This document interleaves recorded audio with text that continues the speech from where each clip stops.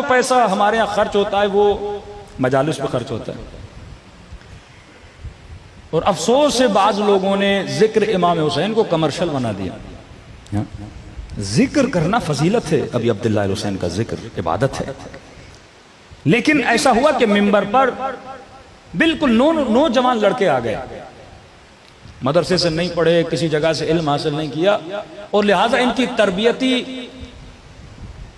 नफ्स की वो तरबियत भी नहीं है कि आप देखते हैं पंजाब में 14 साल का बच्चा, 17 साल का बच्चा, 20 साल का बच्चा, अब आवाज अच्छी है, शक्ल अच्छी है, 4 शेर अच्छे याद कर लेता है, मजमा बाबा कर रहा है। अब होता क्या है कि वो इन्हीं मजलिसों से लाखों रुपए कमाते हैं।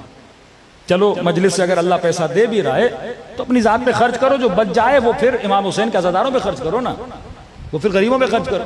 अब क्योंकि तरबियत नहीं है तो जिस तरह आज के जमाने के दुनियादार लोग अपने माल लोगों को दिखाते हैं, मेरा घर, मेरी गाड़ियां, तो अब जवानी में 17 साल में इतना पैसा आ गया, करोड़पति बन गए, 20 साल में इतना पैसा आया, करोड़पति बन गए। तो लिहाजा ये बच्चे किसमें जाते हैं? इन्हीं सेल्फियों में, वो गाड़ियां दिखा रहे। मैंने पंजाब के जाकिर को देखा, तकरीबन 7 गाड़ियां उसने खड़ी की हुई हैं, कीमत तकरीबन 5-6-7 करोड़ उनकी गाड़ियों की कीमत। इतना बड़ा घर दिखा रहा है और नीचे लिख रहा है कि ये मौला हुसैन का फजल करम है। ये तरबियत इमाम हुसैन है कि तुम अपना माल लोगों को दिखाओ? ये तरबियत इमाम हुसैन है कि लोगों को दिखाओ मेरे पास इतना है?